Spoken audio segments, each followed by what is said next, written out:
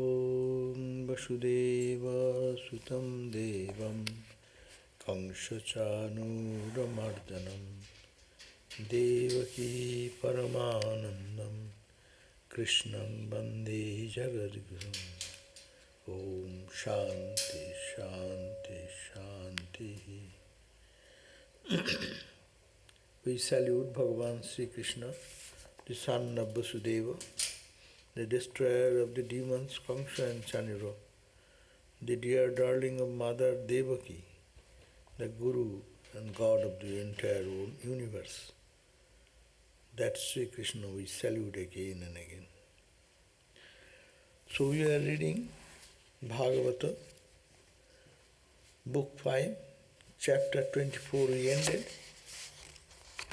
We didn't go through that much, but there is a description about nether regions.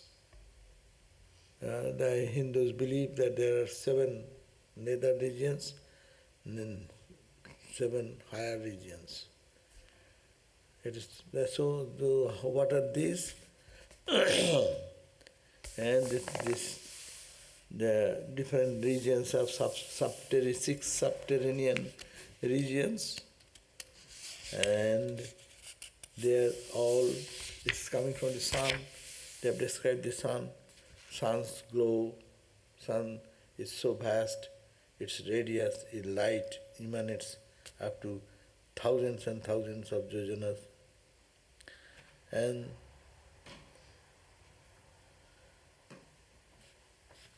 And then subterranean regions, there are all types of different souls.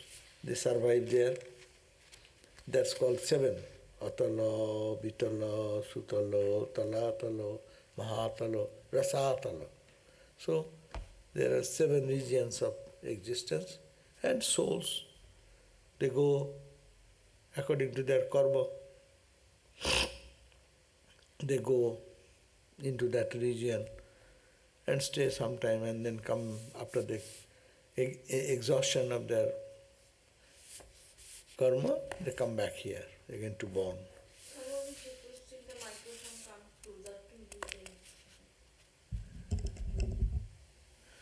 So Atala, they have described Atala, that there lives the Ashura. That Ashura is formulated the 96 from magical devices. He knows magic. He yawned out the mouth. Come 3 types of attractive objects of the universe. And there is anyhow. So there are that region. There is a still, in this still region, they call Vitala. There is Satala, Vitala. Then below that Sutala and Mahatala is there. Below that region is called the Sutala.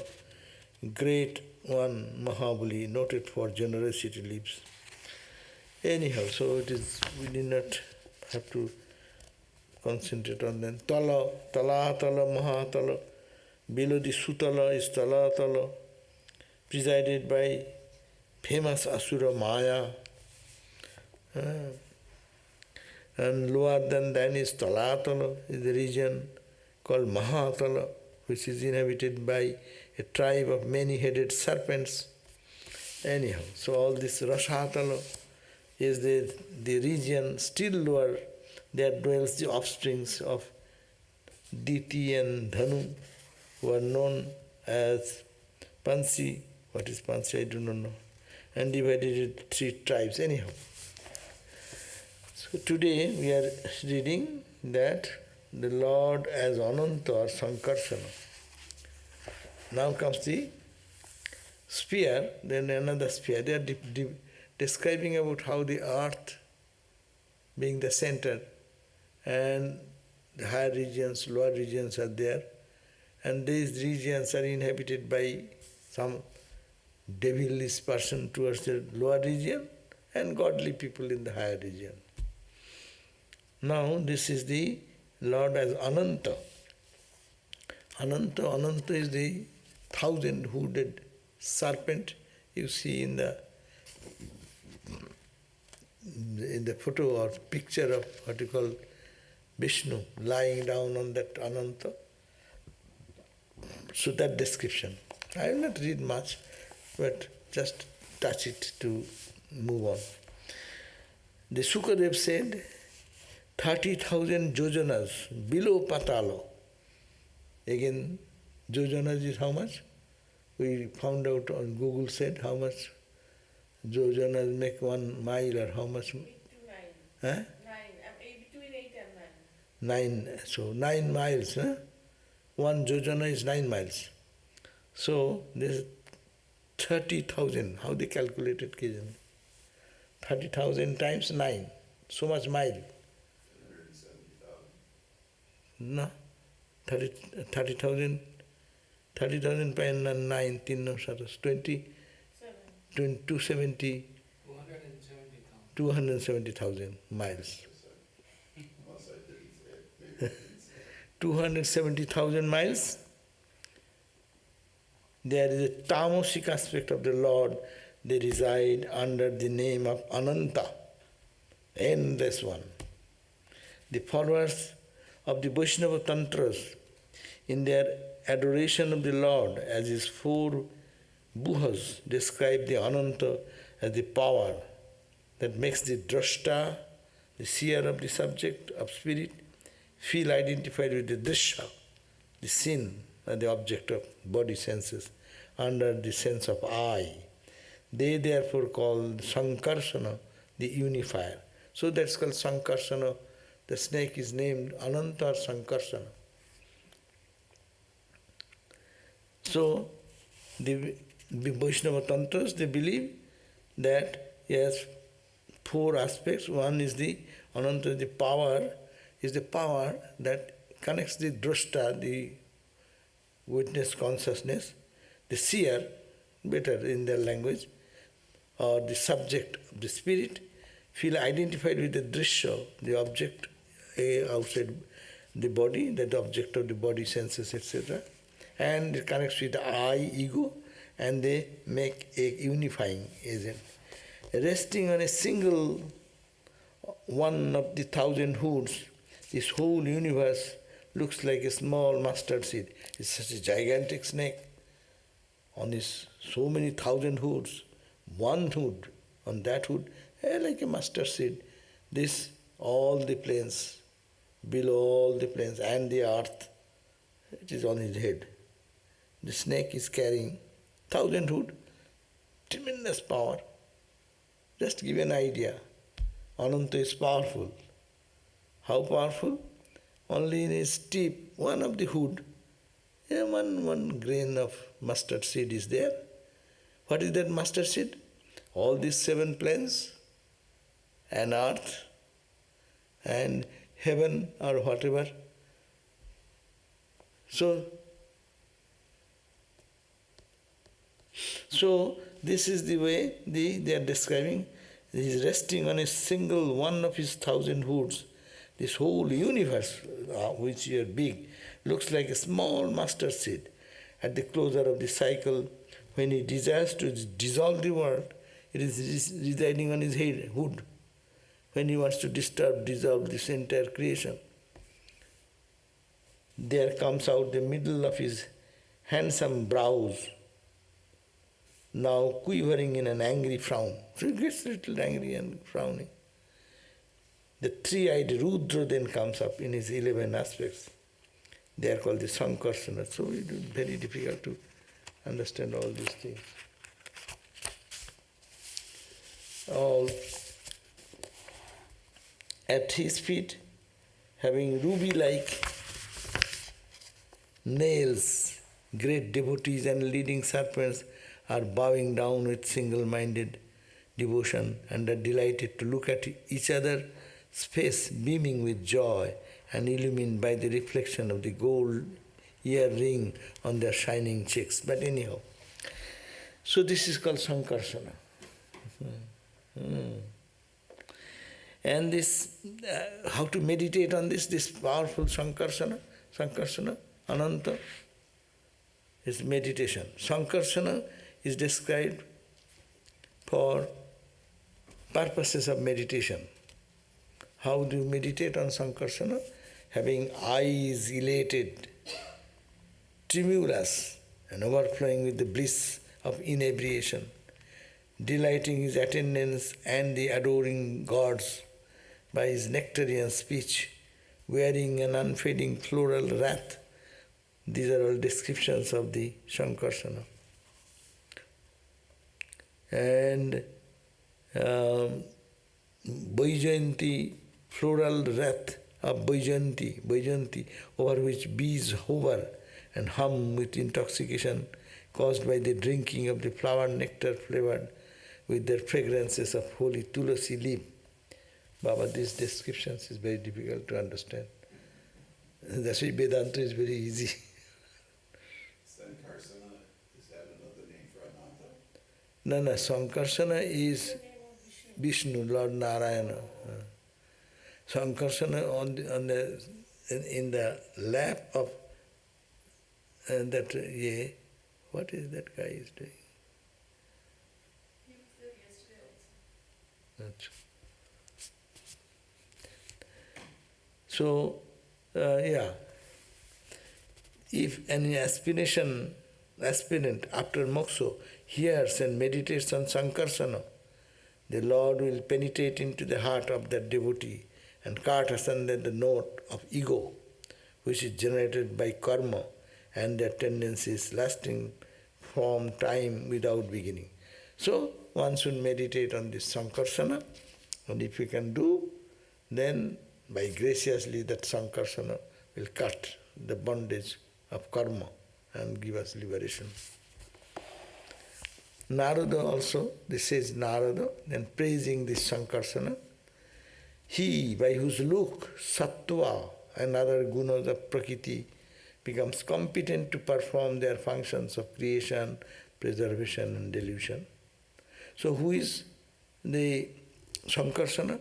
Sankarsana is the power behind the three gunas. Maya is described by Sattva, Rajas and Tamas. But where Sattva, Rajas and Tamas get the power himself, where did it got from? So it, Sankarsana got that power. Darshana means to attract. Acha. So that's why it says, he by whose look he only watches, observes, Sattva, Rajas and Tamas are gunas, prakriti, become competent. They become capable to perform their functions. What is the functions? Creation, preservation and destruction. Whose form is eternal. But that means that Sankarsana is all the time there, without beginning or end. Who, though one, created the many in and by himself, how can anyone understand the ultimate truth about that Sankarsana?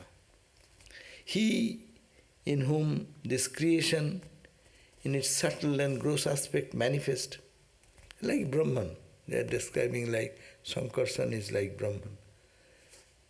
He in whom this creation in its subtle and gross aspects manifest has assumed the form of Suddha Sattva out of his infinite mercy towards all creatures. In order to attract the mind of the jivas to him, he, the master of all the omnipotent being, has performed his incarnations numerous. In his incarnations, numerous sportive deeds that are flawless and heroic like those of lion. He, by uttering whose name, out of suffering or out of repentance for degradation, or by way of fun, or even without any cause, man is able to overcome the effects of all sins. That means you praise Sankarsana, pray to Sankarsana, then you will be able to overcome all the sins and all the uttering whose name out of suffering or out of repentance from degradation, or by fun, if you repeat the name, then he will be free from all bondage. To whom except to those worshipful Shesha should a man aspiring for liberation, go for shelter. Narada is saying, she is such great. So this Ananta of unlimited power and of countless auspicious qualities remains at the base of the earth sphere. All is description that this how this earth and what is the 7 planes below and who is holding that. It is as if there is some snake holding in his tip all this world what we see in our different conceptual worlds, and by praising him we can get out of the karma. He who has no support of other than himself, like a Brahman. Brahman has no support other than himself. So he who has no support other than himself remains sustaining the earth in a sportive manner for the good of all living beings.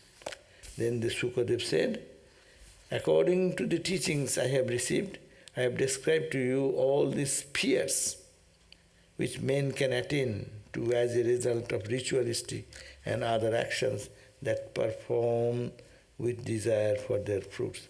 So conclusion is this, why so much description of so many planes and all these places of existence? Why? Because I have described these spheres which men can attain. Attain by what? As a result of ritualistic karma. So don't get involved into ritualistic karma. If you get in only ritualistic karma and thinking that you will gain this material benefit or you will be happy in life, then you will have to go in different spheres and live. Therefore, at a result of ritualistic and other actions they perform, where we also perform ritual, but desiring for results. I want long life. I want disease-free life. Whatever you do with the rituals, with some desire you go, you will live here or there or there or there in the 7 plane up and down. O king, these are the high and low attainments through dharma of the nature of pravritti. This is called the path of pravritti. Pravritti means that path where you can get instant sensate experiences of joy, suffering. Nivritti is called the path of renunciation. So this is the path described to you, is the path of pravritti, self-centered action. In reply to your question, I have described all these. What else do you want to know? Then here is Sukadev talking to the king Parikshit. Then actually tell me, what do you want more? If you do any karma and with that karma you keep your desire to satisfy, then you will be born in this plane or that plane or that plane, and that will continue. But that continues. And if you want to get out, then worship Ananta, that he is like Brahman, he is the power. So, who is the support behind the Sattva, Raja, Tamas, that quality? That means simply Maya. Sattva, Raja, Tamas is Maya. Who is the support of Maya? Maya cannot stand without Brahman. Because Brahman is there, you mistake it as other thing. So, you can get out of this suffering and bondage by worshipping this and desire-free action. What is our sadhana? We are spiritual aspirant. We all want to do work and want to offer its result to whom? To God. If you give up that result and not desire for anything else, then you will be free. Otherwise, if you do rituals as we do and keep some inner desire to have some achievement, material achievement, then you will be in the circle of birth and death, and then you will be in the different planes according to your karma, according to your effort, what you did. That means this karma can be cause of bondage, karma can be cause of liberation. That is the point here. That ultimately this ultimate objective is to take us beyond the karma, beyond this bondage. So the Bhagavad is describing such a way that these realities are there. Yes, you can do karma, go to certain plane, experience certain suffering or pleasure or pain according to that karma. But if that karma you can give up without any selfish motivation, results of that karma, then you can be free. So that is the purpose here Sukadev said. Now we are entering into the verse number, chapter 26. So I skipped all those verses of Talatala, Rasatala, Patala, Sutala, Mahatala, because we are not familiar with it, and it is to enter, put it into the brain and to understand, get out of that. Ultimately they say these are all karma. Karma is putting you in different place. We understand. Overall, if we understand, then we can do our practice such way that do karma, don't desire anything, but desire God.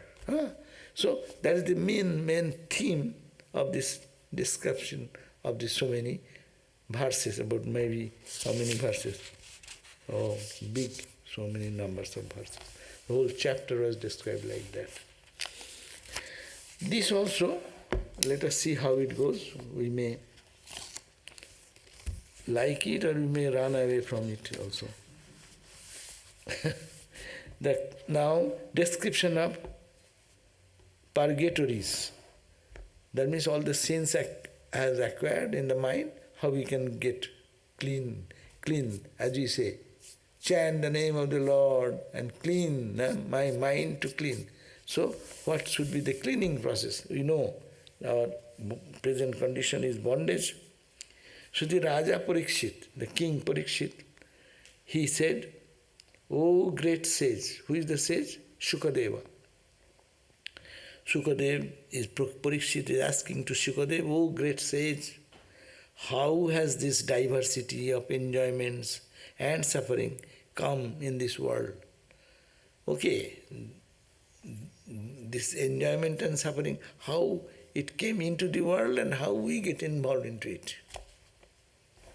The same old question in different way. And response will be again another way they will explain. But main thing, don't desire, that is the key point. If you don't desire, you are free now. If you desire, you will have to have the result. You work hard to desire for something. If you don't want, you need not have to work. All work, action, followed by the principle of desire. What you desire. And according to your desire, your karma will be that type. So Sukadev said, the sage, it is because of the differences in Shraddha.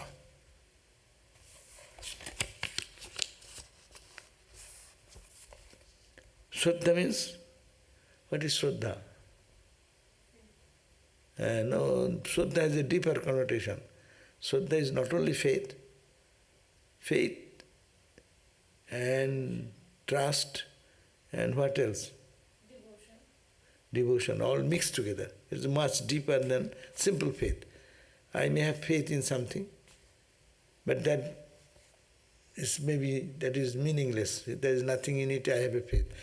Faith is that the sun rotates around the earth, if I have faith, or belief system. No. Faith and trust. Guru said this is I have faith. Guru's words, I don't feel the realization, I will realize. This is called trust, faith. Given the example, normally faith and trust is exemplified this way. We may have faith in somebody, but faith and trust don't go together. So faith, you go to barber shop and you want a haircut or your shaving.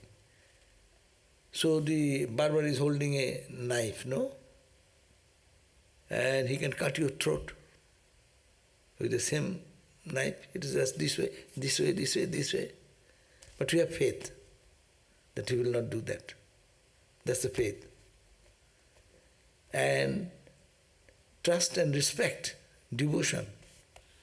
See, we love our teachers, we love our gurus, but we don't follow we don't believe that what they're telling is right. No? We have no faith in them. Understand? Our gurus say, God realization, it can be done, you do this way, do that. In doubt comes, well, he's saying so, but God realization, this is only a statement. So to have faith and devotion, two together, that is the Shraddha, a deeper connotation. It is because of the difference in the Shraddha of the actor that differences in the fruits of action occur. The Gita says, Jadrishi, yo yasraddha saeva sa. As is one's devotion and faith, so is his attainment. So, therefore, Shraddhavan labhate jnanam, our scriptures say, one attains to the knowledge and wisdom who has the Shraddha. So, according to Shraddha, you attain your spiritual goals or material goal as you have. Generally, it can be said that Sattva, Rajas and Tamas generate actions that bring merit come demerit and demerit respectively. There's a beautiful analysis here. The Sattva quality, Rajas quality and Tamas quality. These are the three qualities we know. If you follow Sattva quality, what will happen? Now it will bring merit. Sattva quality is what? Sattva quality is what? Compassion, love, devotion, purity, sinless character. These are called Sattva quality. Rajas quality? Haughtiness, anger, supremacy. I am better than you. Who are you? Do you know my... I am such and such. Ego, pride. Rajas. Tamas, a meanness, vulgarity, to the animalistic, it's called the demonic nature. So Sattva, Rajas, Tamas, these are the three. So what he says, Sattva-gun, if someone cultivates, what it brings merit. And if you follow Rajas, not Sattva, but Rajas quality, action, ego, pride, you need action. When you do some action, your ego is necessary. And ego can be bad, ego can be negative. So it brings two types of result. Merit, little demerit. In karma, always you will find there is some merit, some demerit. Rajas. And tamas, only the demerit. Tamas quality, it brings demerit only. So here he is saying three types of gunas, sattva, rajas and tamas. If you imbibe in your life, you accrue karma. One is meritorious karma, another is a mixture of meritorious and demerit karma, mixed. It will bring certain joy, certain suffering, no? Sattvika karma is always taking you to freedom. Joy, more joy, more joy. Rajas will be middle, it will have a mixed. And tamas will be dullness, callousness, it will be all demerit.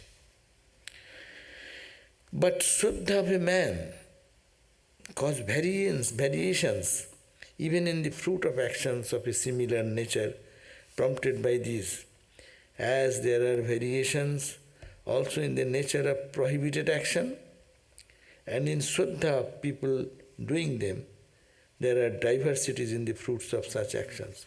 So as the variation is there, anyone does prohibited action, there are various results will come. Similarly, prohibited action, in the Shraddha of people doing them, there are diversities in the results. I shall describe some features of the destiny that awaits people who do evil actions, dictated by their intense and virulent desired nature. So now says, Sukadeva is describing, O King Parikshit, I will now narrate to you the features of the destiny which is awaiting for a person who do evil action. Bad action if you do, what will be the net result of that? That I shall describe you. To describe it exhaustively is impossible. Then the king said, O respected one, where is purgatory, Naraka? Naraka means the purgatory area, that's why we call Hindu hell. Hindu hells are where? Hindu hell means you have done some bad karma, purgatory, so you are put to jail. People do some bad karma, then they are put to jail. For jail for what? So that you get the punishment because you did something bad, you get punishment, and when that period is over, you are released. So similarly, here, where is purgatory? When there's Naraka, is it a region in the earth itself? Or is it outside the three lokas? Or is it somewhere within the three lokas but outside the earth? These are all complicated questions. Do you want to know?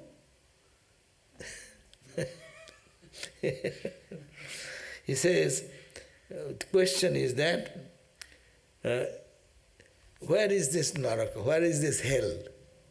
Hell, he says, is it in a region in the earth? In this earth there is some region, it is called hell. Which part is hell? This, it is in the hell, in the earth, or is it outside the three worlds, Bhur, Bhuva, Swa? So three lokas. It is in the earth, in the three lokas, or is it somewhere within the three lokas, but outside the earth? So that is the question. Then Sukadev, the Rishi, Sukadev, suggests, what is that? It is within the three lokas itself, towards the south, at a lower level from the earth, and above the water. Ay Baba. So there will be so many complicated ideas. Agni Sattva and other groups of Pitris live working for the welfare of the progeny and the earth. There are lokas, it is within the three lokas, Bhuloka, Bhuvaloka, Swaloka, it is within these three regions. Towards the south, what is the south of that I do not know, at a lower level, towards the south at a lower level, from the earth, above the waters, there are Agni Shvattas and other groups of Pitris. Pitris means forefathers, parents, grandparents, grand-grandparents, they all live there. So it is very complicated. But it's only Pitri, not Matri. So where is the mother comes in? I do not know there. You cannot say only father, forefather. Yeah, well, mother may be there, mother will say, but it's called Pitris. Pitris means where the Pitri Loka. Pitri Loka means, I think mother is included. I don't know. Matri Loka maybe. There is no, they never talked about it. Yeah, it is only Purusha Tantra. That's why men they talk about. But anyhow, so there are planes where our parents and those who have passed away, they go and live in that region. They are Jama, the lord of Pitris. Who controls the Pitris? You have done bad karma, good karma, is controlled by Jama. That's why one dies, it is said that Jama has come to take. So that concept comes from here. That there is Jama, the lord of the Pitris, live inflicting corrective punishments. There's a Jama is sitting and he notes what bad karma you have done, like a judge. He gives punishment. And the dead whom his emissaries fetch, emissaries will bring their soul. Hey, sir, present before the courthouse, of Jama. And he said, this guy has done this bad karma. Okay? Emissaries will bring them. Without in any way violating the commandments of the Lord Hari, and in accordance with the effect of the evil deeds they have committed. So they only bring the soul and present before the Yama and say, these people have done this bad karma. So they describe those karma. There are 21 such punishment area. So we did not need to know much. Even if you read, I'll read what they say about. Some speak of these purgatories as being 21 in number. 21 hells are there, or 21 punishment is there. Severe punishment, small punishment, light punishment, luxury punishment. No? So, according to the karma, bad karma, how much they have done. They are Tamisra, Andha Tamisra, Raurava, Maharaurava, Kumbhi Pak, Kala Sukto, Baba. So, you want to know another 21 names? No, we don't know. But they think that according to karma, you can get into this region or that region or that region. Everyone commits some wrong thing if it is done in the jail. No? But there are severe punishment area, light punishment area, very light. So these are the different zones, 21 such zones. Thus the purgatories are 28 where sinners are subjected to suffering for their purification. Amongst these, Tamisra is the place where persons who deprived others of their wealth, son, wife, etc., are bound and thrown by force by fierce-looking emissaries of Yama. There are all fierce-looking emissaries are there who in this world have done, deprived their others of their wealth. What will happen to the people who are doing here now? If you believe this, then after death they will have to go into the emissary's hand. Understand what they are talking? If someone does here, does deprive others of their money, wealth, of their children, of their wife, are bound and thrown. They are bound tightly and thrown into that hell. Fierce-looking emissaries with trident in the hand and punch them. They are starved. They tie the soul, they starve them, frighten them, beaten, and in other ways punished in that utterly dark region until they become unconscious. Hindu hell is very dangerous. Only if you deprive someone from his wealth, from his own son, from his own wife, you do something, this is the punishment. They will tie the soul, throw into the dark hell, and then beat them there until this becomes senseless. See, he who deceives a husband and enjoys his wife is put into andhatamistra. Someone has done these two mistakes. What? He has deceived the husband and enjoys his wife, is put into the andhatamistra, suffering from the fierce tortures of that place. The sinner loses his sense of his sight and falls like a tree that has been cut. That is why this purgatory is called andhatamistra. There get such punishment, they lose all their eyesight. Beating. That means they cannot see anymore anything. That means these are giving the horrible picture of bad karmas. Meaning is that society don't do bad karmas. Today's Kali Yuga, every day you open the newspaper, how people are doing such things. Where they will go? They should read these passages, no? It will go to Tamisra, Andhatamisra, a dark region, binding the soul, getting the beating of the emissaries, or it will be beaten to senseless until you become senseless, or you go to that plane where purgatory is called andhatamisra, where you sinner loses his senses and his sight. He who looking upon his body as a self has been persecuting other creatures for the prosperity of himself and his family, will have to leave that body and that family here, and he will be hurled into Raurava automatically due to the effects of his own sins. So, those who have done what they have done, thinking I am the body, and this body to enjoy that, leave the body and that family here, so they will have to get out of the family relation, and he will be hurled into this Raurava, this hell automatically, due to the effect of his own sins. All these creatures who have been oppressed and killed by this kind of sinners will appear as the fierce animals called rurus, which are more ferocious than serpents and torture the sinners by biting. They will be then big animals, will be ferocious animal to bite the others. Anyhow, so these are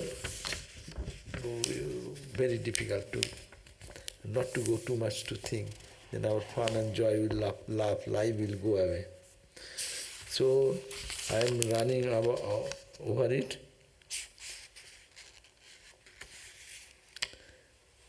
Now let us come to this. I am skipping 37 verses. 37 verses I am skipping.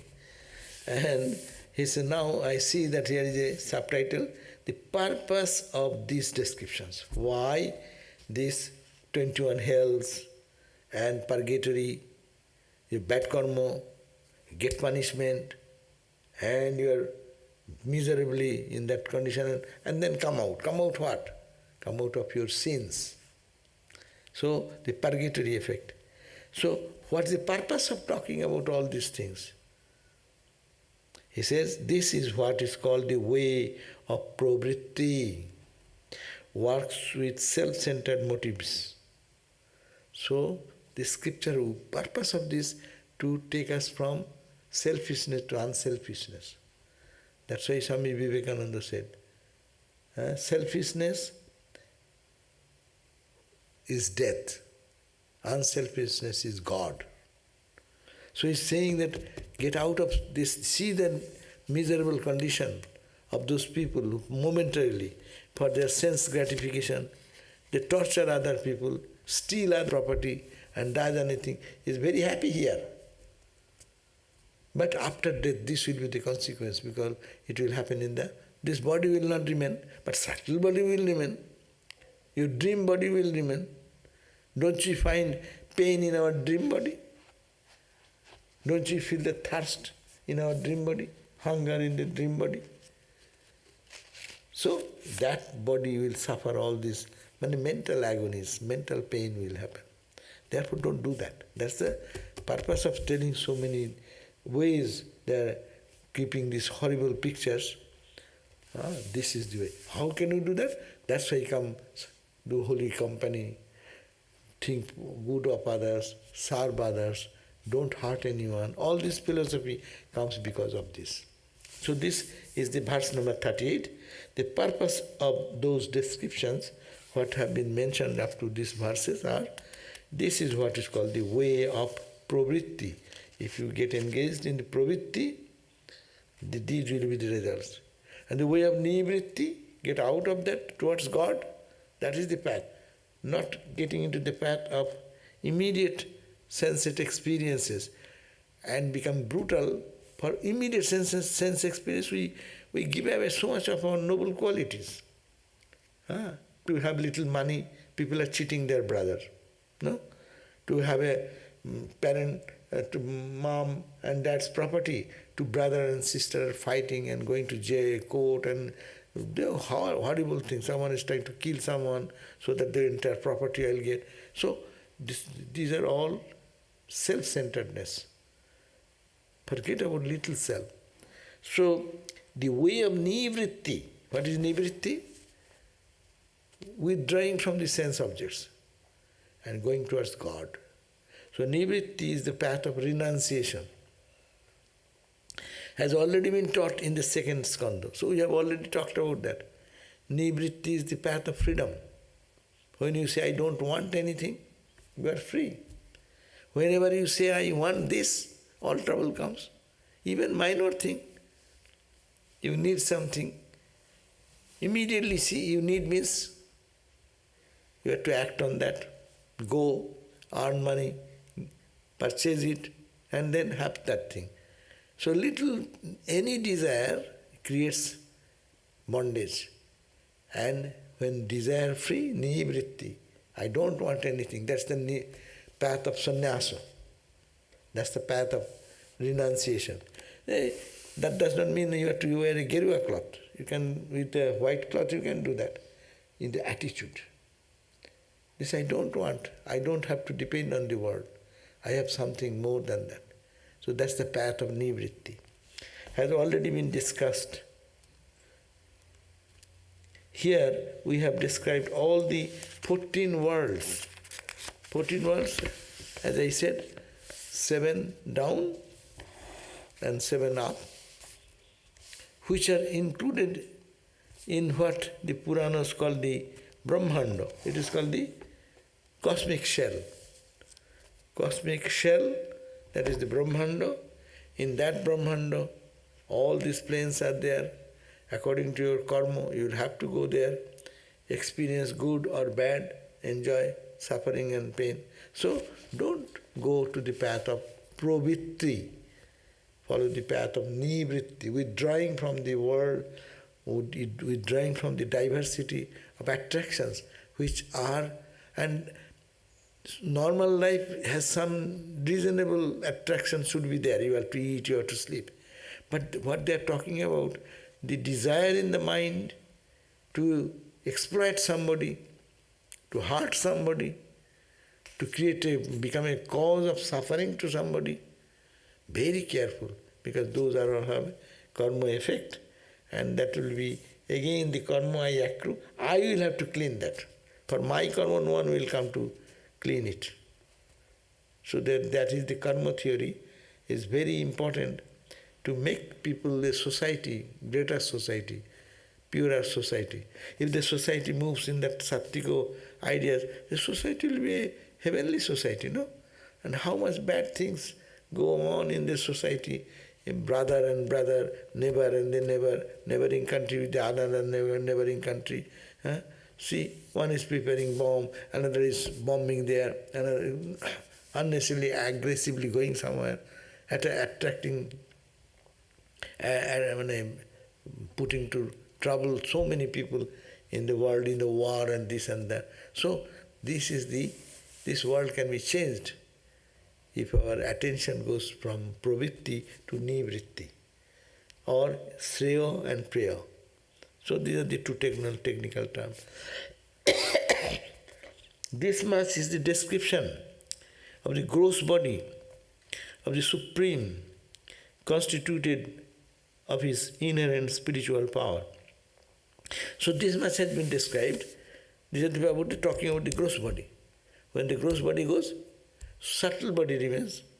In subtle body you go to different planes, but that's also body.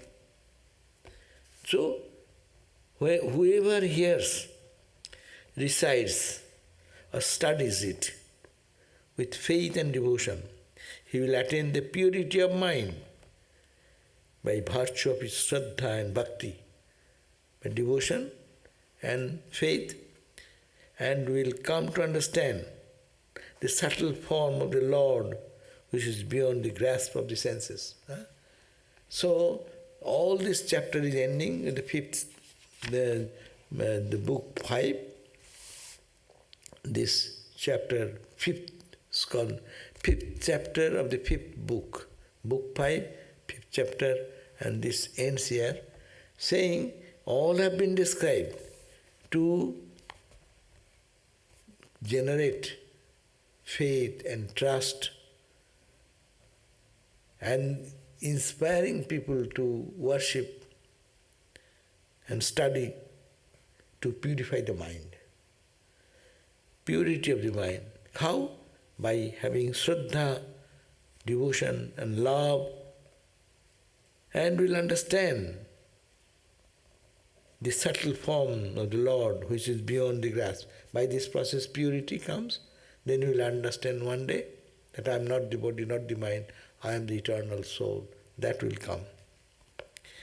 The rule is that the aspirant should hear about both the gross and subtle forms of the Lord. This is the gross and subtle form. It is only God is there. But when we put our identity with this body, and I want this enjoyment through this body, then it is my karma is accrued there. And I, because of the identification, I suffer. So therefore, people should, even in their life, they should do good karma. They should selfless karma. The rule is that the aspirant should hear about both this. Then after attaining concentration on the gross form, he should gradually draw his mind towards the subtle form. So, this world is not all. Think that there is some subtle world. Subtle existence, we have subtle existence.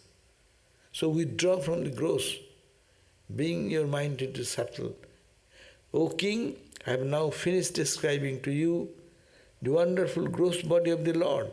These are all part of the God's body, no? But in this body, Sattva, Rajas and Tamas, prompted by that individual soul, doing the karma this way, that way, gets into bondage and comes out of the bondage to freedom. Therefore, I have now finished describing to you that wonderful gross body of the Lord, which is the resident of all living beings. We reside, we live in God. All the ripples and bubbles live on the ocean, no? So we are all bubbles and ripples. It is playful. The waves are playful. But if ego comes over there, the wave will suffer the loss and gain, joy and suffering, no? Identification with the name and form, that is the point, which is the resident of all living beings and which consists of all gross entities. The terrestrial spheres, the deepas, the barsas with the rivers, mountains, skies and ocean, the 14 worlds from Satyaloka to Patalo, the quarters, the purgatories and the galaxies. So it is all only God only. It is only God, but due to ignorance, so many name and form has come. Desire is the guiding force which has created bondage for us, and the path of pravritti, involving into the world, should be given up, and to take the path of nivritti, the path of withdrawing, renunciation, detachment. That will lead us to our real home. So there ends the chapter 5. So next day we will read the chapter 6. That means 5.6 will be our starting point. 5.6.1. So you can say 5.5.40 is ending today. We ended 5.5.40. It says we started on 25. And now I am in 40. It began from 25, it ended in 15 verses. Now, these verses means one verse is such long, about maybe 7-10 lines are there for each line. What did I start? I forgot. Let me see, what did I start? I told you chapter 25, then 26 I also read, then 26 is gone, 26, so you can say that 5.26.40. And we started at 5.25, right? You are right. 5.25.1 we started, and we ended in 5.26.40. And now, Skanda 6, this is what we are going to read next time. It is called the 6th. The 6th Skanda consists of 19 chapters. It is giving a prashna. Why prashna? Question and it is already 5:26. Are what question? There is no question on this. Difficult. All these lokas and all binding the soul and then putting into the deep dark cave and beating them to death and then till they become senseless. All these things are very frightening.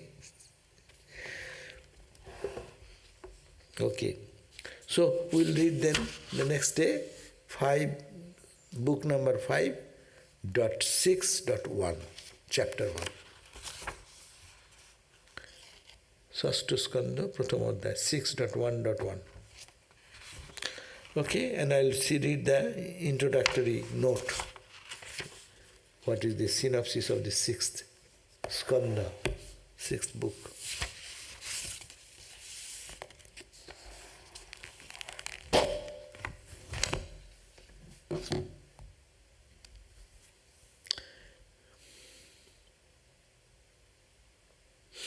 Oh, this is not connected with this, but is a question from Nishan.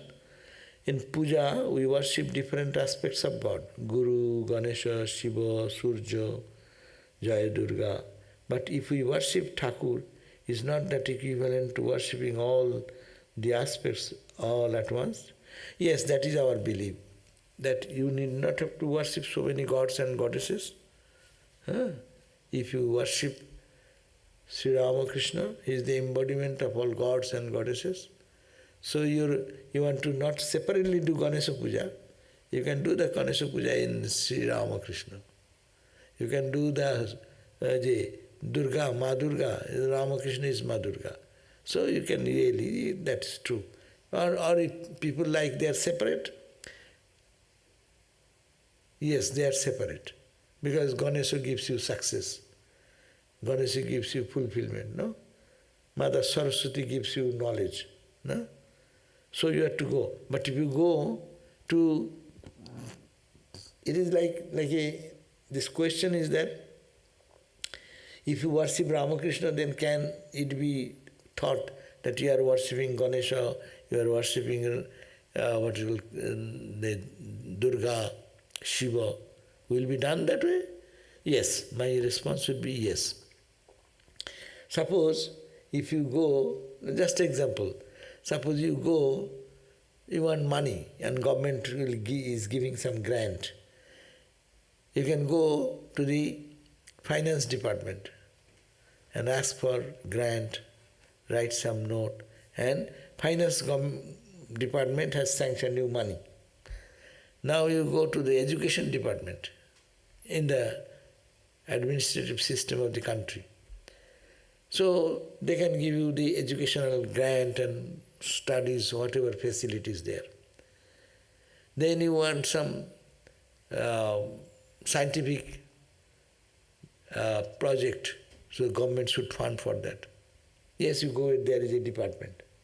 But suppose you go to the president. Do you need to go everywhere, or one president can order for everything? So that's why Sri Ramakrishna is the sum total of all gods and gods. Therefore you can find Krishna also there, Rama also there, you can find Ganesha also there, Durga also there, all the aspects are found there. So by just doing Ramakrishna Puja, we have already done worship for everyone else. Like if we water the roots of a tree, the leaves are watered. Very good. Your question is very good.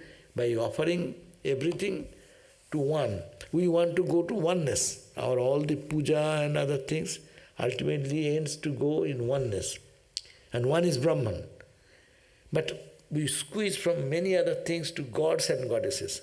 This god, this god, this god, this god. Then squeeze all the gods into one god. And that one God goes the transcendental God. So these are the stages. How can he combat forgetfulness of God while doing very mentally involved work like accounting, teaching, sales and other jobs? What seems to require our whole mind? Yes, Vedanta says that you need not have to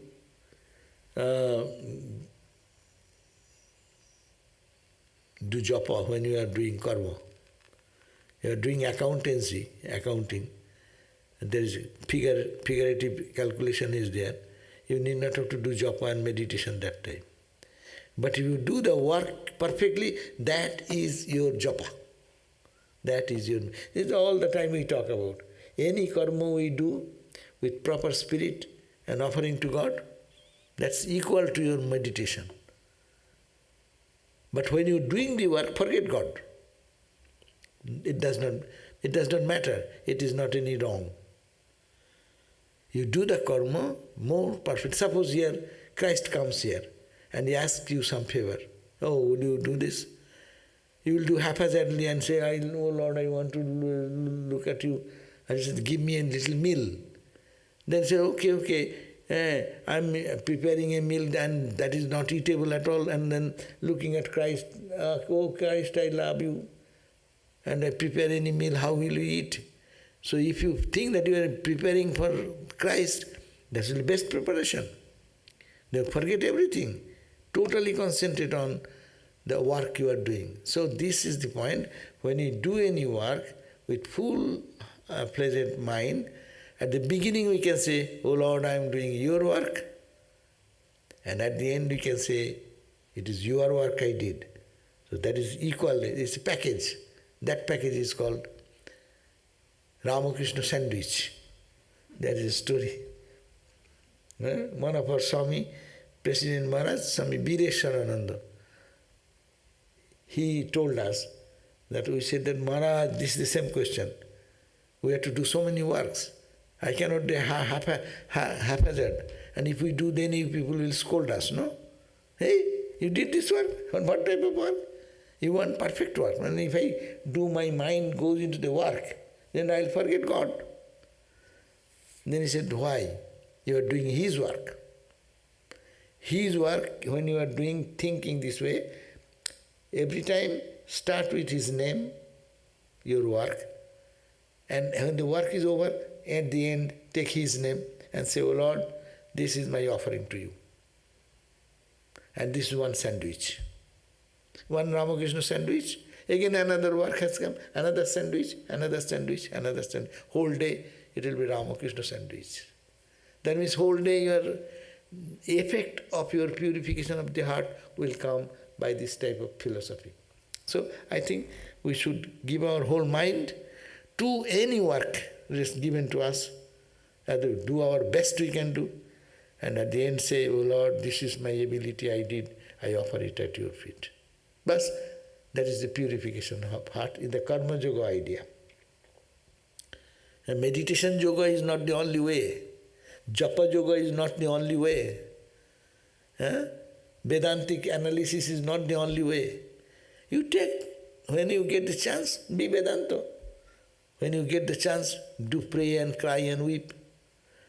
Do japa. So, do whatever, everything is his worship. Everything is puja. Take this idea. Then the problem will go away. There is no mental involvement. You need not have to think of God.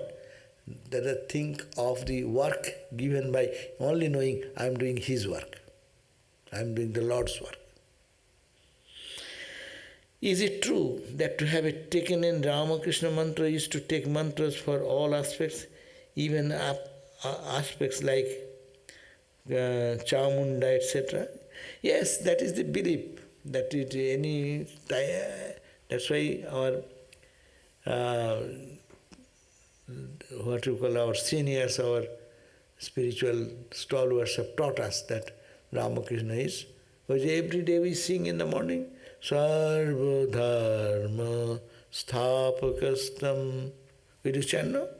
Sarva Dharma Sarupakaha Acharyanang Mahacharya Ramakrishna Yate Namaha. So what we say, we are saying this thing, that as it is Sarva Dharma, all spiritual. Dharma means path leading to one goal. No? So all these gods and goddesses, and in Ramakrishna's life we find that Makali is walking, Ramakrishna walking, one side Makali walking. returning this is my Lord Shiva. Someone is seeing in him Ma Durga. All this, they read the different descriptions of various people who have lived with Sri Ramakrishna during that time. They had different visions, different experiences. So main is no, and philosophically we can also say that this God is absolute, non-dual. But he becomes Ishvara, creator God, only one. Who is creator God? Nirguna, Saguna, Nirakaro.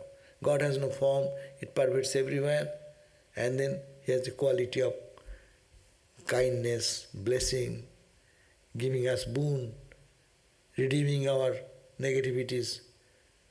So this is called Ishvara in Vedantic terminology. Then comes all gods and goddesses. So it is like one absolute truth becomes Ishvara. Ishvara is only one, Ramakrishna is Ishvara. Now come all the gods and goddesses. They come from Ishvara. And then here, and we are here. So through Ramakrishna, it is believed that he is the embodiment of all. It's not necessary, but those who have not strong faith, they should do the puja of other gods and goddesses. No problem. Okay, so thank you all. So we'll be meeting you again at 7:30 in the evening to have our Setara Upanishad reading here, 7:30 to 8:30. Okay? Om Shanti, Shanti, Shanti, Harihi Om Tat Sat, Sri Ramakrishna Arpanamastu.